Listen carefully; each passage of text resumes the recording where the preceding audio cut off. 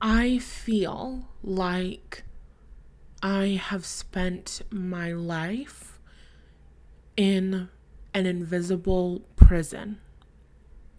And I know there's a lot of Pisces, 12th housers in my audience, so I know you're going to relate. It's a very Piscean experience, Neptunian experience. The 12th house literally rules prison. We're not getting into astrology today. But I feel for a majority of my life, I have felt like I'm in an invisible prison. Like there's me and there's the rest of the world. Like I don't belong, like I'm not wanted, like I'm not accepted, not just like I don't fit in with everyone else, but like everyone else would be happier if I wasn't here. I might cry in today's episode. Do you ever feel like a plastic bag drifting through the wind, wanting to start again? Do you ever feel so paper thin, like a house of cards, one blow away from caving in? Do you ever feel those are the lyrics to Firework by Katy Perry, okay? I do not own the lyrics to those songs. I don't know what the copyright laws are. But seriously, that's what we're talking about today. And for those of you that don't know me, I do not have the intro and outro to this podcast remixed and redone. It's gonna get done, but there's a million and one different things that we're doing right now. Okay, so let me just tell you, my name is Natalie Hughes. I am a life mindset and manifestation coach in my business, and on my platform I help women to co-create emotionally fulfilled, purpose-driven lives. Whether you are trailblazing in your industry as you ascend the corporate ladder, or you are trailblazing as an entrepreneur, you are trailblazing as an artist, which is also an entrepreneur, or you are trailblazing by being the generational curse breaker of your family line and creating an emotionally fulfilled relationship with a man who loves you and takes care of you and meets your needs, this is the place where you learn how to heal from your past so that you can align with everything that you came here for, everything that you came to earth for. Because I believe that your dream is your anointing. I believe that your dream is your calling. And it's my job to help you break free of all of the lies that tell you you can't have it, you shouldn't have it, you'll never get it. So that you can believe it and you can fucking achieve it, period. So, okay. I have felt like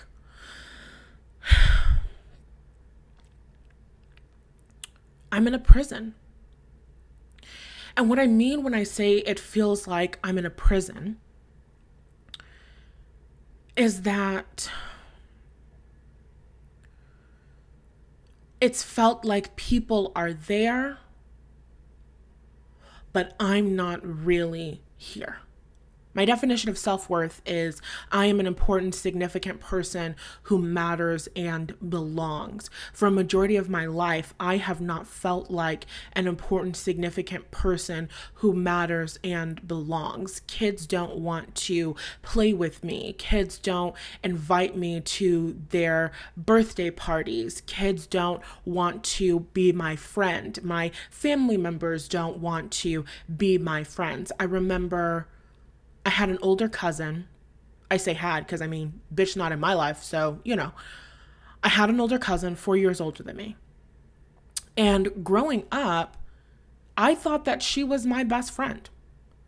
This is one of those stories where you think that somebody is your best friend, but they don't think that you're their best friend. And so it's like, oh, well, this is fucking awkward. Except, you're a little girl. So I am trying to go over to her house and trying to hang out with her. I remember when I was a girl, basically, if I wanted to go over to her house, she lived like several cities away from me. My mom would be like, how are you going to pay the money for gas to go over there? There were so many times where I am making efforts. I remember there was at least one time where I had like written her a letter. I'm going to come over and we're going to have a sleepover. Now pause, because she actually, in her house growing up, they had a lot of cats. And if you don't know me, I am very allergic to cats. Like if I am in the same room as a cat, I start wheezing. I feel like I'm wheezing right now just thinking about it. So I would go over her house because I wanted love and connection so much, because I thought that was my best friend. And so there's cats there, and then the cats scratch you. I was terrified of their claws. Natalie, don't you have a tattoo of cheetah paw prints on your feet? Yes, I do. I admire them. I align with them. And I am also terribly allergic to them. Just because I love a big cat doesn't mean that I want to pet one. Like, Anyway, so I'm like a cat like in my spirit. I have a feline spirit. Not a desire to get all cute and cuddly with them. I don't do claws. Anyway, so you're not even holding the fucking cats. But when you leave, there's like cat scratches all over you. Like, how the fuck did this happen? So I got like cat scratches on my hands, and I'm like fucking swollen and itchy and eyes fucking puffy and shit. Like, really fucking dying to hang out with this girl, to be with my big cousin, who I think is my best fucking friend.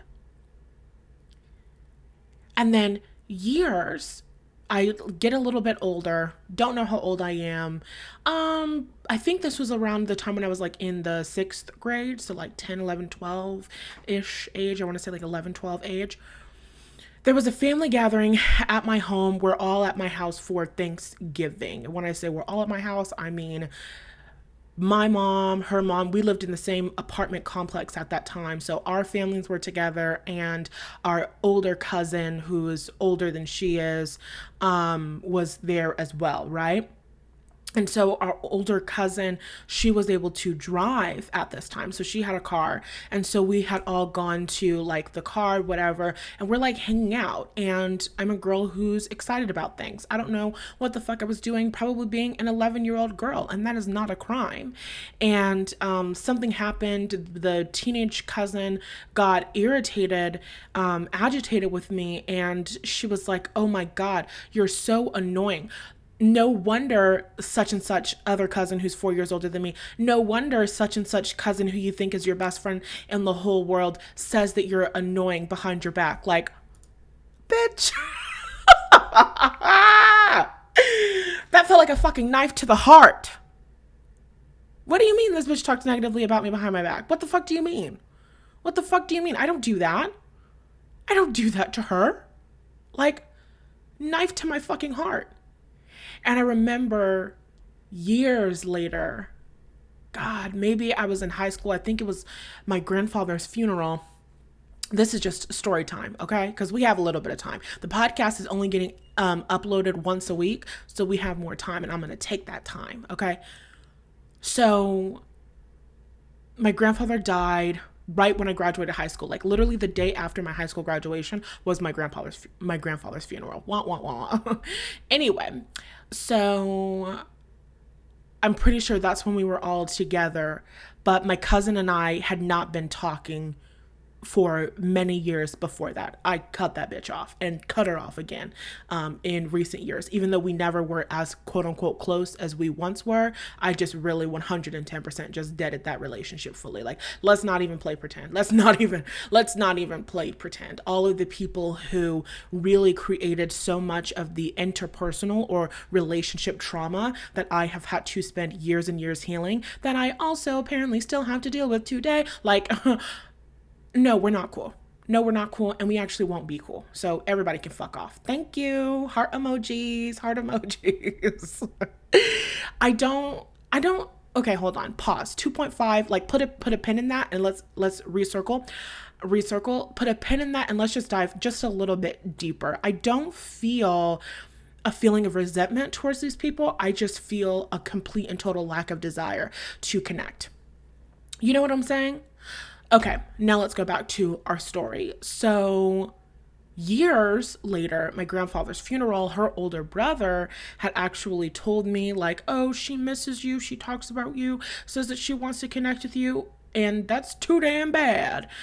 But then it did end up connecting later on, but then we kind of fell off because she was all, oh, I don't know when I can connect. I don't know when I can connect. Just weird bitch fucking behavior, basically. So she got cut off again, and that's never coming back. Heart emoji. But what's the moral of our story? The moral of our story is there were people who I thought that I was close with that I wasn't close with. Growing up, there were people who I thought that I was close with that I wasn't close with. Growing up, I had a mother who talked shit about me on the phone right in front of me because I was the worst kid to ever exist in the world. But it actually turns out, upon further reflection, meaning me looking at my own life experience, the things that I experienced and the ways that I behaved were actually just, a natural consequence of being a fucking human being. And a part of being a parent is teaching a child how to regulate themselves emotionally and, all of the things that I just didn't receive. So that experience of being talked about badly, that experience of being disliked, that experience of being unwanted was just my whole entire fucking life. And I didn't realize that this was still negatively impacting me and negatively impacting my business until recently, where I've just been getting triggered in ways that I didn't even know a person could be fucking triggered. I'm just kidding. It hasn't felt like new triggers. It just has felt like, whoa, whoa, whoa. Like, where did this come from? What is this? What is this? I spent the whole beginning of 2024, the end of 2023, working on my abandonment wounds. Feeling like God's going to abandon me. Money's going to abandon me. The resources that I want and need are not going to show up for me. Heal that. My subconscious mind is like, great. Who's next? That fucking viral hip hop Harry video? Go, go, go, go. Who's next? Yeah. So I'm like, okay. And this is like the reality of healing, right? You heal some shit and you think that that's the end of the shit. And then your mind, your inner children, your subconscious is like, oh, I'm so glad that you dealt with that. Now this. Now this. Now this. Great. Thank you, everybody, for bringing this to my attention. I'm so happy. Except I'm not fucking happy because obviously it doesn't feel good. But on the other hand, I am happy because I know how to handle my shit. So whatever, we deal with it. The point is, I felt like I was in a prison. Another story. I probably have told this story on this podcast before. There was a family gathering. God, Natalie, all of your feelings of being in a prison and feeling like you're unwanted and feeling like you don't belong and feeling like everybody fucking hates you, it's all connected to experiences with your family. No fucking way, Natalie. Thank you so much for bringing that to everybody's attention. So there was a family gathering, and it was like a Thanksgiving. I'm pretty sure it was a Thanksgiving. Could have been a Christmas, but I think it was a Thanksgiving because there were no presents. I don't remember there being presents. Anyway, we're all at my grandfather's house. So we're all at my grandparents' house, which is really interesting. I think my grandmother had passed by this time. And I think my grandmother passed when I was like in the 4th grade. But no, I feel like I was young. I don't remember. We're at my grandparents' house. And I'm there with my cousin, who's 4 years older than me, the best friend who is really a fake ass bitch, right? The fake ass best friend, the FBFF, fake best friend forever. That's going to be her nickname. So we're there. I'm having such a good time because I'm a Pisces and I have 5th house energy, Pisces energy and Leo energy, Jupiterian energy. I am just a happy-go-lucky person. I'm like fucking golden retriever. I'm so happy to be here. I'm so happy to connect with everybody here. I love it here. I love my family. Like that's just who I was when I was a kid. And if you listen to my content, the podcast, I don't want to say we keep it more professional because I think I approach everything with that same level of professionalism, but we have a little bit more fun in the Get Ready With Me's or the pick a card readings and stuff like that on my YouTube channel, right? So whatever, my personality, if you know and you pay attention, I'm very much happy, light, bubbly, super excited to be here, super excited to connect with everyone. Oh my God, I'm so freaking happy. Like, that's just who I am and who I have always been. Except that wasn't who I was when I was like a teenager and starting like young adulthood because of, the consequences of, living your life in a fucking prison. You know what I'm saying? So we're at my grandparents' house for a holiday. And I'm here with my FBFF. And we're in my grandparents' kitchen. And one of my aunts, not the FBFF's mother, a different one of my aunts, both of our aunt, she had come into the kitchen. And the FBFF wasn't even excited to see the bitch. The FBFF wasn't even excited to see her. And that feels crazy, referring to her as a bitch. But you know what? I already did that once when I was about 10 years old, and I said one of my aunts was acting like a bitch. So if anybody from my family hears this, it's really nothing new. Let's move on as a community, shall we? So I did not realize that telling all of these stories would make me so fucking angry. Anyway, let's move on. So I'm here, aunt comes in, FBFF is not even happy to see the aunt. I'm happy to see the aunt because that's just who the fuck I am. And so the aunt sees the FBFF and with this happy fucking excited voice, it's like, oh my God, hi FBFF. And then I chime in because I'm standing right next to her. And the FBFF, by the way, is one of those personalities that's all, I'm shy. I don't speak. I don't say anything. I don't want to be perceived. I'm so shy. I'm so quiet. I'm so the opposite of outspoken. What's the opposite of outspoken? And I'm pretty sure that's the reason why the FBFF was liked more than me, because I'm blacker. The FBFF is half white. So her skin complexion is lighter. I'm blacker and I'm fatter and I'm louder. So, that obviously played a part because, duh. Not saying that that's an experience that I am expecting in my adult life, but growing up as a child, living out the natural consequences of the racism and the prejudice and the oppression of like the previous several hundreds of fucking years. Being fat, black, and a loud young lady, it's going to irritate and agitate people, and they're not going to like you, and they're going to want to crush and kill your motherfucking spirit, Yeah. So anyway, she sees FBFF and she's like, hi FBFF, so fucking excited. And I, out loud, I exclaim, hi, auntie, whatever her fucking name is. And she looks at me. And she's like fucking disappointed. She goes, oh, hi, Nat. Like, you didn't fucking see me standing right here.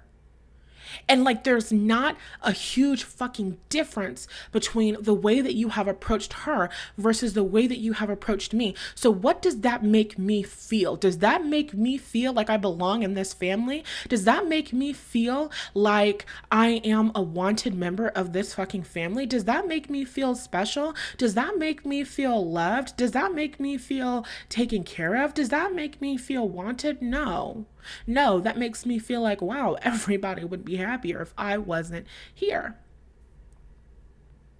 And so it's experiences like this where I was the one who was getting picked on, and I was the one who was being hurt, and I was the one who was being disrespected. And when I stuck up for myself, oh my God, I can't believe this little fucking bitch. She's the worst kid ever. I can't fucking believe this. I can't believe that she would say that her aunt is acting like a bitch. I would never have done that.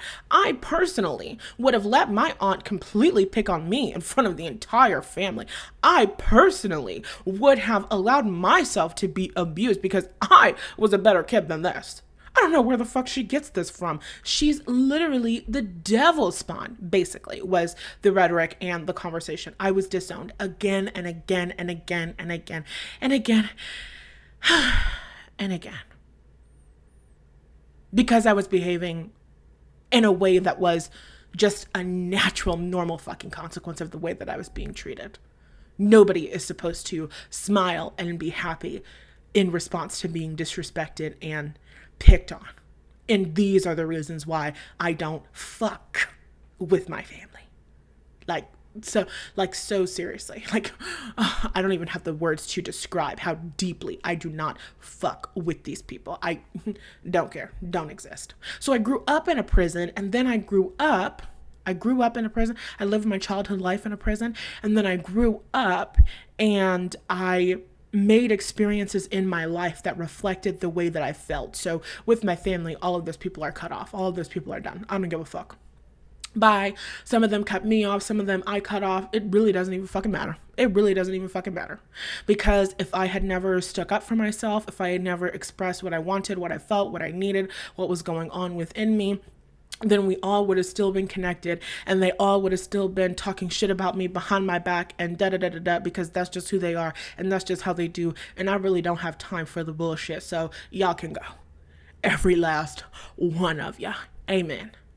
So anyway, I have a lot of experiences in my life where it was just constantly communicated to me that I'm not wanted, that I'm not welcomed, and that I'm not actually cared about. Not cared about as a human being, not actually wanted around. I am somebody that people put up with if I have to be there, if they have to watch me, if da-da-da-da-da, but I'm not someone that people want around. And in my experience with my mother growing up, being a single mother, being a single parent, being a woman who doesn't actually create a life for herself where she's really fucking supported, there was just constant messaging to me, constant complaining that I existed, constant complaining that I had needs. I, for like 3 summers in a row, got shipped off to New York with the worst woman that you've ever fucking met in your life. She's a Mormon. Why the fuck were you sending that girl off to Arizona with a family of Mormons? The Latter-day Saints? Is that what they're called? Anyway, why the fuck were you sending me to this family of racist, crazy bitches? It was more just emotionally and mentally abusive than it was racist. But it really doesn't matter. The point is, it was fucked up and it shouldn't have been happening. But the reason why it was happening was because my mom was a woman who wasn't supported. My mom was a woman who did not create a life where she was supported before she chose to have children. That's what the fuck it was. So I'm constantly getting the messaging, I have to send my daughter away because I need a break. I need a break. I need a break. Raise your hand, take a shot, put a gun to your head. No, I'm just kidding. If you ever heard your mother talk about you and say that she needed a break from you, what the fuck does that communicate to a kid, to a child who doesn't have the capacity to understand burnout, who doesn't have the capacity to understand what it takes to raise children, who doesn't understand the capacity of what it takes to be an adult with adult responsibilities. What does that communicate to that child? How is that child going to interpret that behavior? I'm like, fuck, everything is wrong with me. If something could be wrong with a girl, it was wrong with me. If there was anything that could be wrong with a kid, it was wrong with me. Everything was wrong with me. I have too many needs. I want too much attention. Growing up, having a mother like the mother that I had, wanting any amount of attention was wanting too much attention.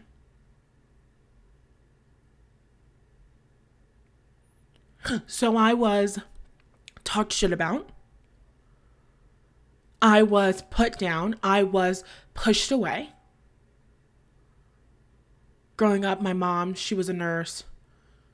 When she would come home after work and I'd be so excited to see her and I would run up to her to hug her, she would push me away because she was dirty, because she dealt with, patients and different things like that.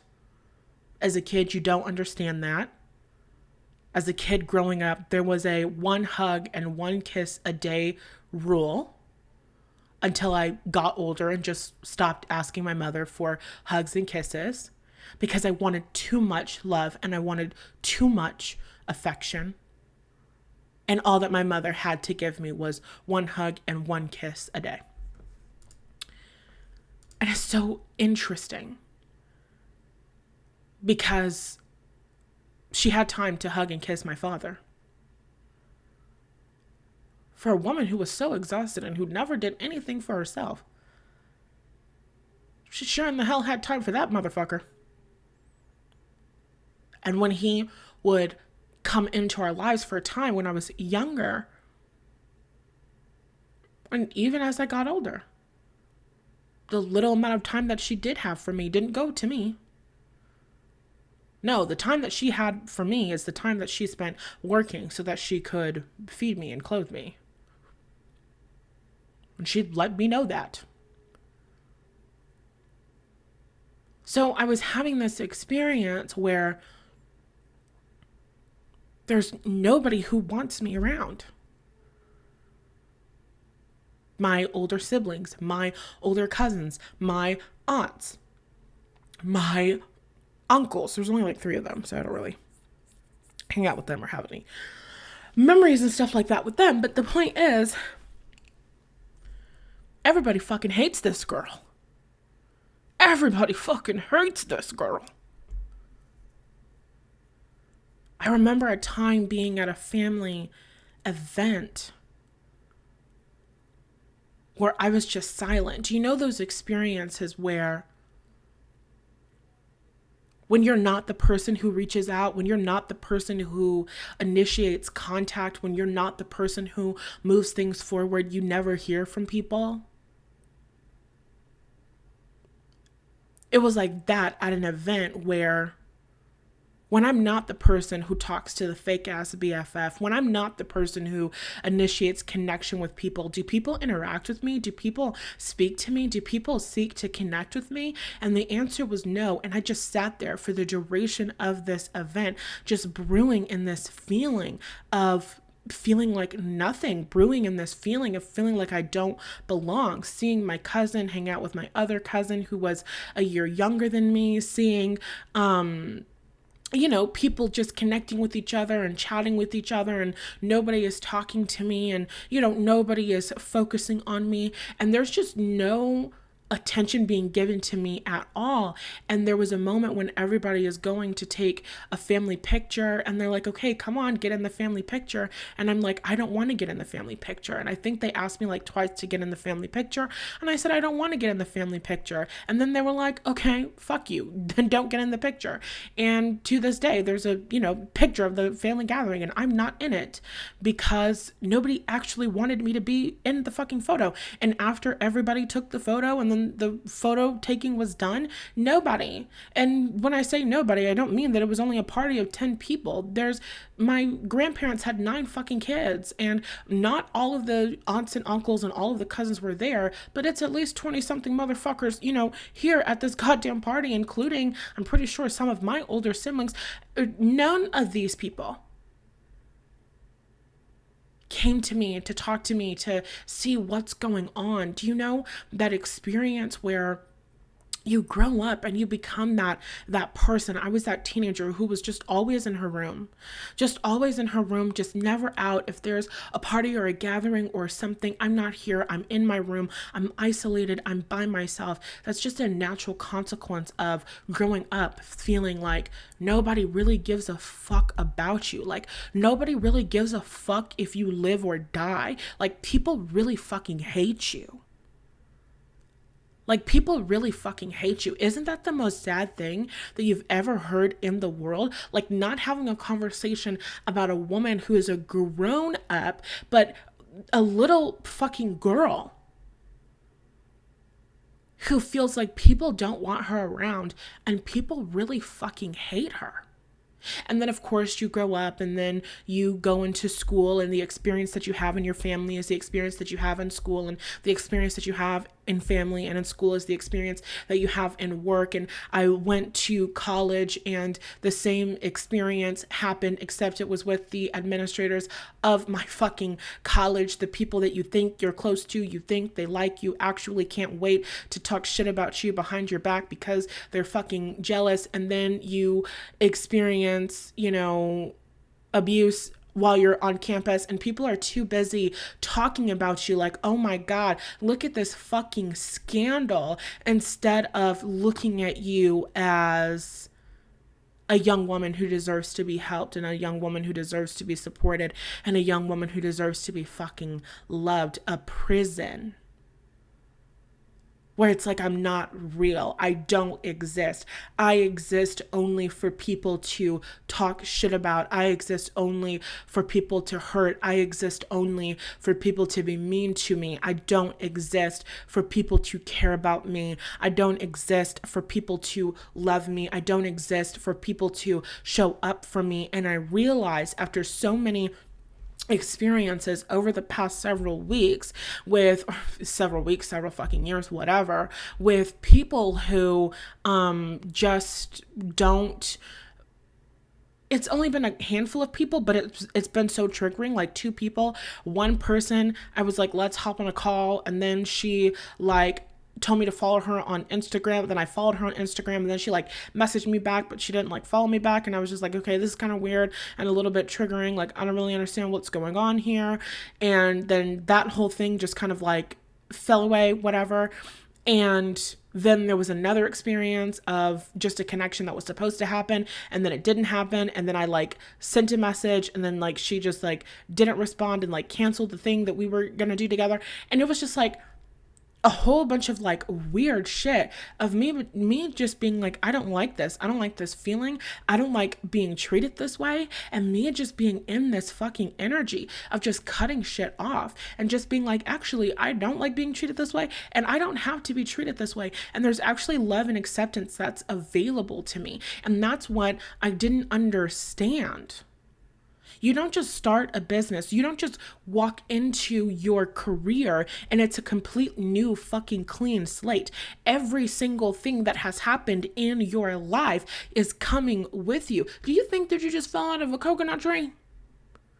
You exist within the context of all that came before you and everything that's going on within you. I have built a business. Right now, my platform across social media is over 30,000 people, over 32,000 people across social media.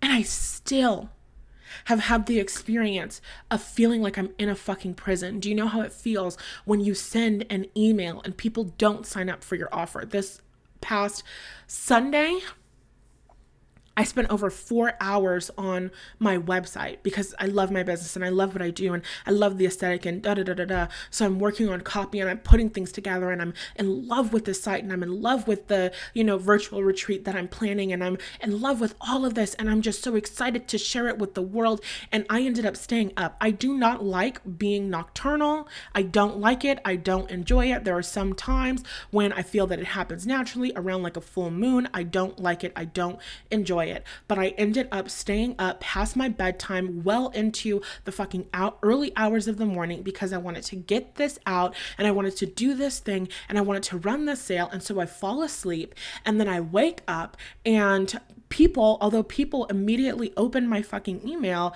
nobody signed up for my event. And I just felt like this feeling of being unwanted, this feeling of being rejected, this feeling of not being good enough, this feeling of not belonging. And so I'm just like, okay, like we have to deal with this shit. So I'm up and I'm in my bed and I'm doing my journaling and I'm shifting and I'm releasing and I'm tapping into the energy and vibration of everything that I want. And I'm doing my EFT tapping and I'm crying and I'm just processing all of the fucking things. And then I look at my phone and somebody bought a ticket to my event. And it's crazy because I looked at my phone just as it pinged. And a couple minutes before that, I was sitting on my bed going, nobody's on my website, nobody's looking at it, nobody, blah, blah, blah. And then I'm just like, but that's not true. You don't know what people are doing. Somebody could be on your website right now. And somebody was on my fucking website right then, scrolling through my shit, buying tickets to my virtual event, my virtual retreat. There you go. It was fucking happening right then and there in that moment. So what is the purpose of today's episode? It's that it's not real. An illusion. The idea and concept that I am living in a prison, that people don't want me, that people don't want what I have to offer, that I don't belong to the group, that I don't belong to the world. I can't connect with professional women because I don't belong. I can't connect to women who because I don't belong. I don't belong here. People don't like me. I was on a call about personal branding.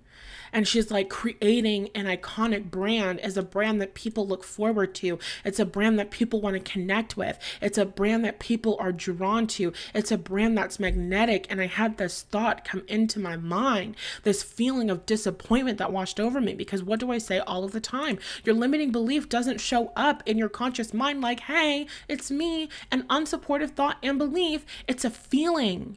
It's something that happens in a fucking moment. It's your heart dropping in your chest. It's anxiety rumbling through your fucking intestines. It's a feeling of dread. It's a feeling of fear. So I had this feeling, this moment, and I'm like, oh my God. I don't think that I can have an iconic brand. I don't think that I can have a brand that people are seeking out and looking forward to, experiencing and connecting with and seeing what they have going on and seeing what their offers are, because I feel like I'm not someone that people look forward to being around. And when I feel like I'm not someone that people look forward to being around, then selling is really fucking hard. Having a successful business is really fucking hard. Being a woman who is sought after in the world is really fucking hard. Because nobody is seeking you out if everybody fucking hates you. Nobody is seeking you out if nobody wants you around. So I realized, oh my God. And it's one of those moments when you've done this work for a while and you come into awareness of the inner children that are, being triggered, the ways that parts of you are still believing and thinking and feeling. And you're just like, oh my God, like I had no idea. Like now that I sit and I think about the memories and like all of this fucking makes sense. Now that I sit and I think about the memories of, elementary school experiences and feeling so rejected when, I had like a friend group, but it wasn't really a friend group where, it was like me and these two other girls, and we like all like got into a fight or something, or we got into a fight with like the third girl, and then the second girl was like, I'm not going to her birthday party. And I'm like, oh my God, she's having a birthday party? And she's like, yeah, she's having a birthday party. And I'm like, oh my God, I wasn't invited to her birthday party. How many birthday parties does this bitch have? And she's like, oh, she has a birthday party every single year. Like, oh my God, like you bitches do not fuck with me. And that's a whole other conversation about the consequences of being raised by mothers who don't set fucking boundaries, the consequences of being raised by passive aggressive bitches. Like, I'm so sorry. The consequences of being raised by women who do not set boundaries, by women who are not genuine and authentic. You create dynamics where you put so much fucking harm towards other people, and it's unnecessary, because you can be open and honest that I don't want to be your friend. You can be open and honest that you're not my kind of person, instead of hurting people in these like backhanded, horrible, fucked up fucking ways. Like, oh my God, we need to be better mothers as a fucking society. We need to be better women so that we can be better mothers. And that's a 2.5. We don't even have time to get into that shit, but that had to come out of me. Like, oh my God. So anyway, you realize I'm experiencing all of this rejection, not because people don't want my offers, not because people don't want my work. If I want to sell it, then it wants to be sold.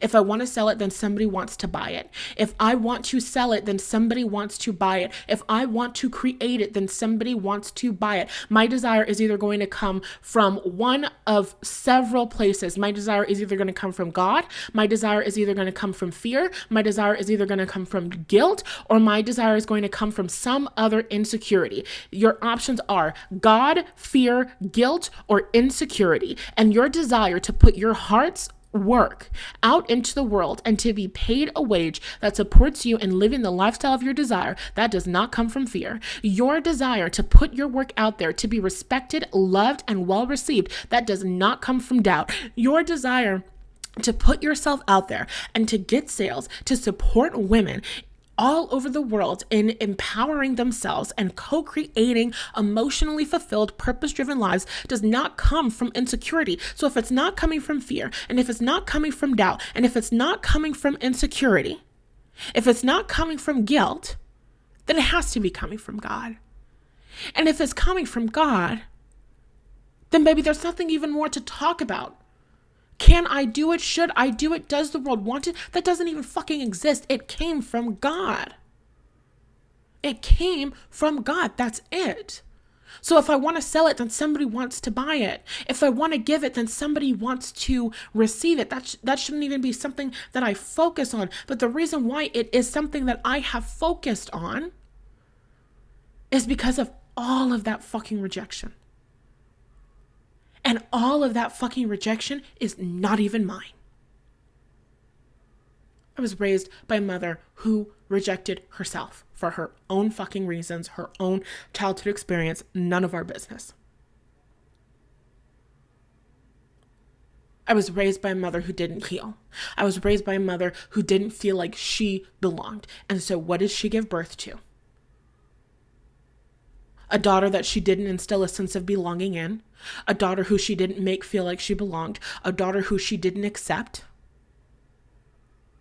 Your parents cannot give you shit that they do not have themselves. You cannot be a good mother and you don't believe in yourself. You cannot be a good mother who gives birth to children who go after their dreams and achieve if that's not what the fuck you gave to yourself. This shit is so fucking important. You reaching and achieving your dream is so much bigger than just your dream in and of itself. You cannot be a good mother and be a woman who gives up on herself. At this point, my business isn't even just for me. My business isn't even just for wealth. My business isn't even just for making money. My business isn't even just for helping and serving women. At this point, so much of my business, so much of my dream is that I cannot give up because I will not give birth to a fucking quitter. I cannot give up because I will not give birth. I will die before my daughter ever goes to elementary school feeling like she does not belong and there is not community for her. Everybody's not going to like you. You're not going to be for everybody. Everybody's not going to be for you. But the reason why when people reject us, we hold on to it so deeply, when people reject us, we take it so personally, is because we're already in that identity. We're already telling the story that we're rejected. We're already telling the story that we're not loved. We're already telling the story that we're not accepted. We're already telling that story. And so when somebody doesn't like us, when somebody doesn't want to be our friend, when somebody doesn't want to play with us on the playground, when somebody doesn't want to buy our offers, it's just an opportunity for us to affirm that story that we're already telling, that we don't belong, that we're not liked, that we're not loved, that we're not cared for, that we do not actually get to experience acceptance and community and safety and security. And I have to break that motherfucking chain. I will die before I give birth to children who feel for a millisecond how I felt a majority of my goddamn life. Your goals, the things that you are creating, it's bigger than you. I said this in an Instagram story the other day. At some point, you need to realize that it's fucking selfish to play small. It is selfish not to fight to get your gifts out there into the world, because you're not the only person that's suffering. The people that you aren't showing up and committed to serving, they're suffering because they need your work. And if they don't get your work, then they don't get served. It's selfish to play small. It's selfish to play into the idea that I don't belong. It's selfish because there are women who are not going to grow and ascend that corporate ladder if they do not find my work. It is selfish for me to even think that I might not belong. It is selfish for me to even think that people don't want what I have to offer, because there are women whose lives, there are women whose lineages, there are women whose industries will go deeply underserved if I do not show up and if I do not commit to this wholeheartedly. At some point, it is selfish to allow my experiences of the past to determine what I create in this present moment and what my future looks like. I'm not doing it anymore. We don't have time to do it anymore. It's over. It's over. I love that fucking Sex and the City quote. We are so over. We need a new word for over. The feeling like nobody wants what you have to offer, it needs to be so over. You need a new word for over. I understand why I feel this way. I understand why anybody would feel this way. That experience is normal and it's over. The people who treat you like shit and don't show up for you, they're over. I don't give a fuck what you're going through. I don't give a fuck that you got scared, that you're afraid to communicate, that this and this and this and this and this happened and you ran up to a piece of resistance that you didn't have the tools to move through. I don't give a fuck, because I have a free resource library. I don't give a fuck because I have a free resource library that will help you identify your limiting beliefs. I don't give a fuck because I have a free resource library. I have a free podcast. I have free videos all across YouTube, all across TikTok, all across Facebook, and all across motherfucking Instagram. I don't give a fuck what anybody is going through. In this season, from this day forward, nobody gets a pass to disrespect me. Nobody gets a pass to treat me in a way where they're not taking my emotions and my feelings into account. Nobody gets that pass. Nobody. You cut the people off that you need to cut off. You let the shit go that needs to be let go. And then you focus on what it is that you're creating, what it is that you're choosing to experience moving forward, what it is that you are choosing to call in. And that's how you attract, and that's how you shift.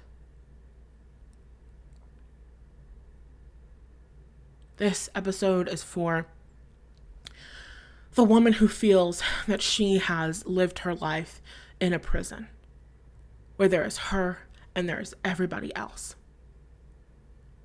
That moment is over. That experience is over. That doesn't exist anymore. That is done. Let that be over. Let that return back to the past. And be willing to understand that your desires are either going to come from God, they're going to come from fear, they're going to come from guilt, they're going to come from doubt, or they're going to come from insecurity. Would you want to give up on your business? What is that coming from? Is it coming from God, or is it coming from your fear that you won't succeed? Is it coming from God, or is it coming from the guilt that you're going to make more money than anybody in your family has ever made, and you're not helping out anybody? I wish somebody would call me and ask me for help. I will hang up. Matter of fact, you won't even have my phone number, so we don't even need to worry about that. You do not know how to reach me. Do you want to give up on your business because that's something that's coming from God? Or because you're insecure about your ability to lead yourself financially, to lead your community into a solution that they want, need, and desire and are ready for?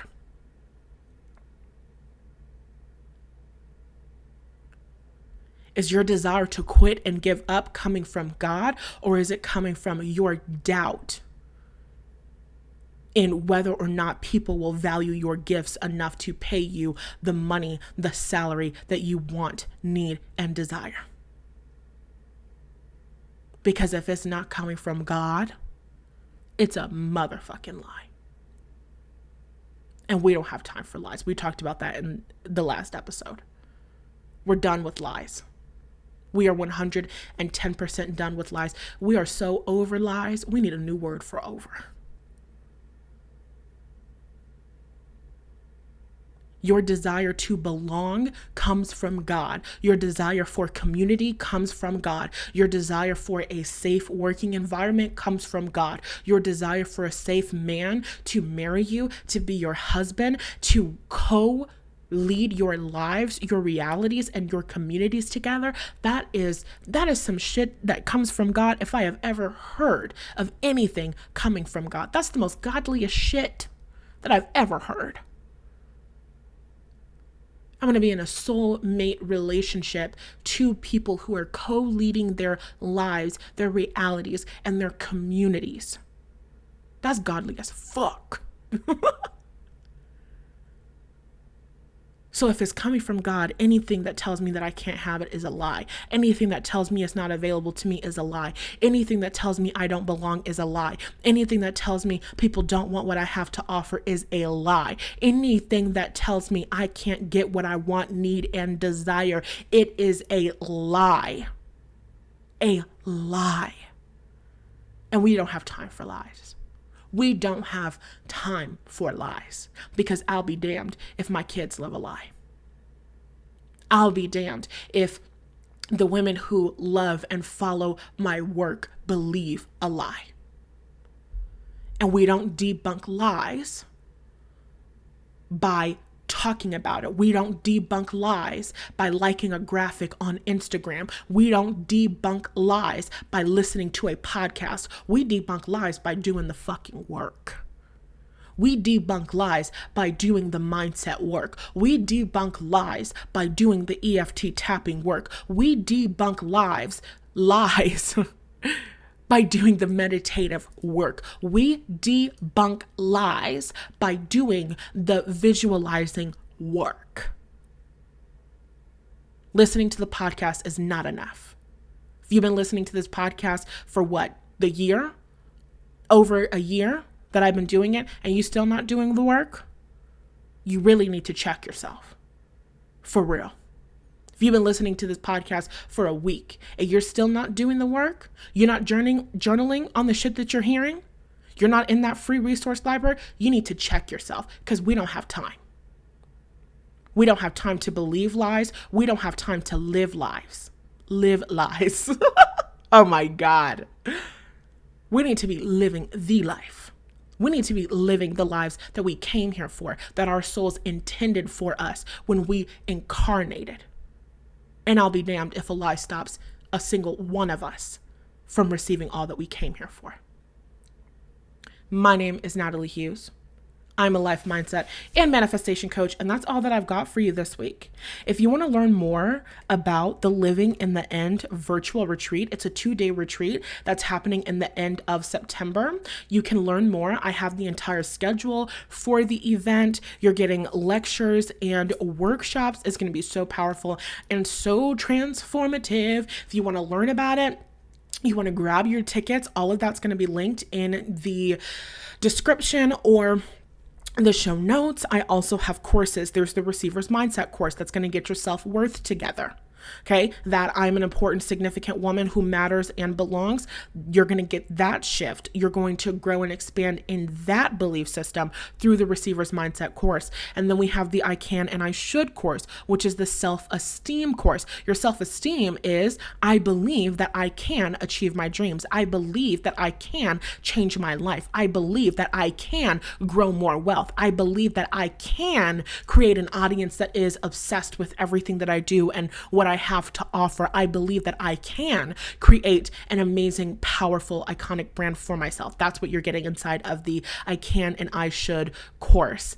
And the free resource library, it has over 12 free resources, workbooks, meditations, EFT tapping scripts, whole 9. It's really, really good. Obviously, that's free. So you can find all of that and you can grab what works for you. Those are the 3 things that I would recommend in alignment with this week's episode. If you want some journal prompts, free resource library has your back. And of course, the courses do as well. I love you so much. I am actually offering psychic readings right now. So if you want that, if you want some personal coaching, you want to work with me one-on-one for an extended period of time for a total and complete transformation, then you can do that as well. All of the links are in the description or the show notes. I love you so much. You have to email me and tell me how much this resonated with you, or DM me on Instagram and tell me how much this served you. Okay, I love you, and I'll talk to you next week. Episodes are only once a week. I don't know if I said that, but that's it. Once a week. Okay, I love you. Bye.